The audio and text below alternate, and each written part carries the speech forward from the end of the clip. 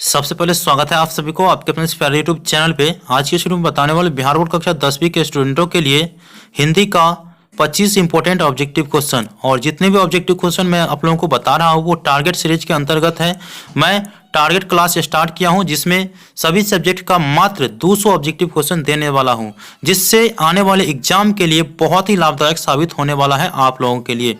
तो यदि आप इस चैनल पर नए हैं और अभी तक इस चैनल को सब्सक्राइब नहीं किए हैं तो मेरा सलाह है कि बिहार बोर्ड के सभी सब्जेक्ट के तैयारी के लिए आप इस चैनल को सब्सक्राइब कर लें।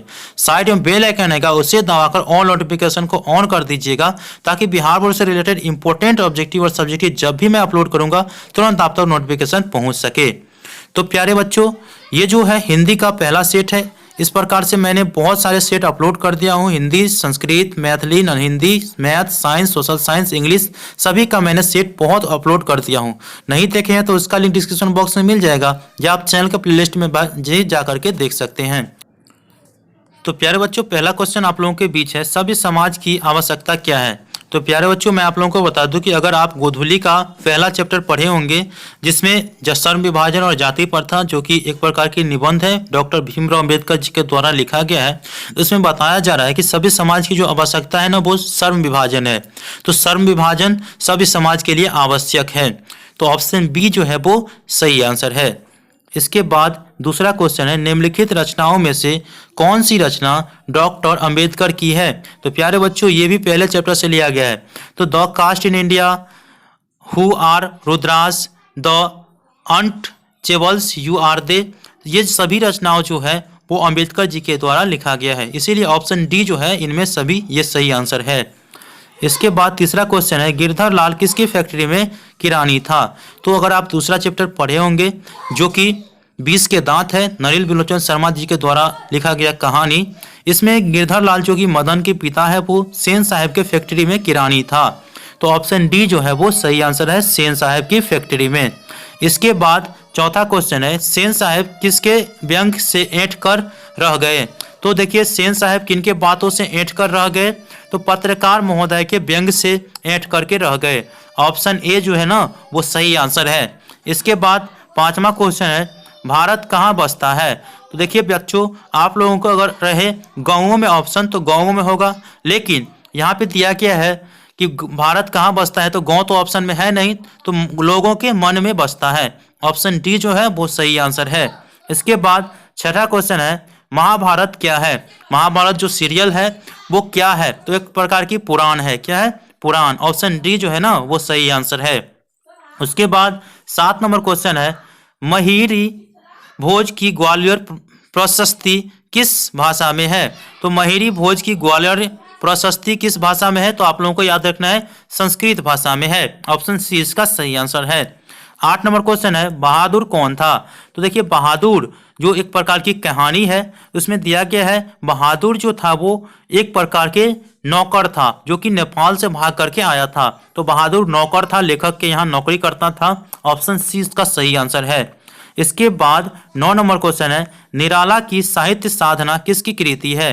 तो देखिए, निराला की साहित्य साधना जो है वो किसकी लिखा गया कृति है, तो राम विलास शर्मा के द्वारा लिखा गया कृति है। ऑप्शन सी इसका सही आंसर है। इसके बाद 10 नंबर क्वेश्चन है, बिरजू महाराज का संबंध किस घराने से है। तो प्यारे बच्चों, आप लोगों को याद रखना है कि बिरजू महाराज का जो संबंध है ना वो लखनऊ घराने से है, तो लखनऊ से है, तो ऑप्शन ए इसका सही आंसर है। 11 नंबर क्वेश्चन है, कुमार गंधर्व क्या है।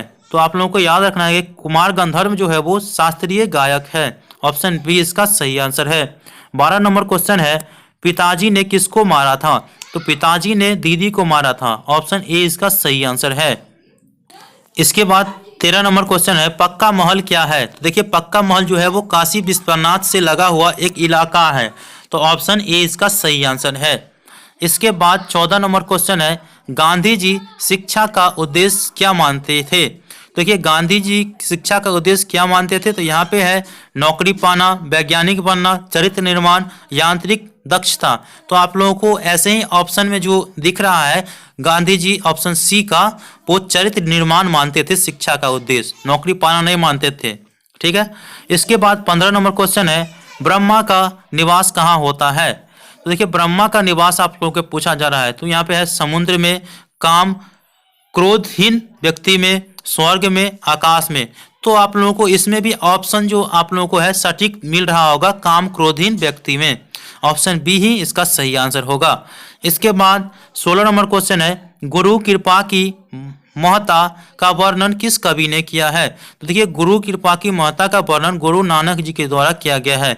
ऑप्शन सी इसका सही आंसर है, 16 का सी।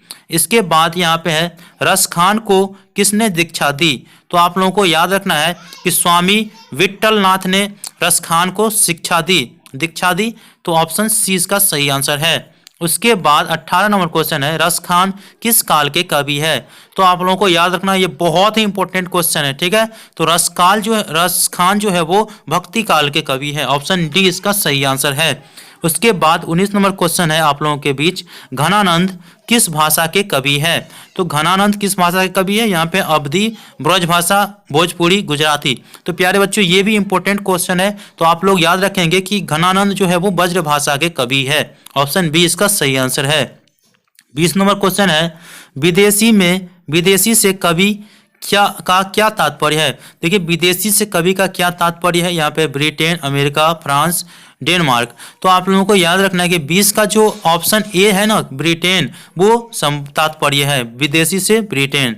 इसके बाद यहाँ पे है 21 नंबर क्वेश्चन, इनमें कौन नाट्य कृति है? तो देखिए, यहाँ पे है मानसरोवर, इसके बाद यहाँ पे है विपत्तगता, इसके बाद है आप लोगों के बीच मृग नयनी, इसके बाद भारत सौभाग्य।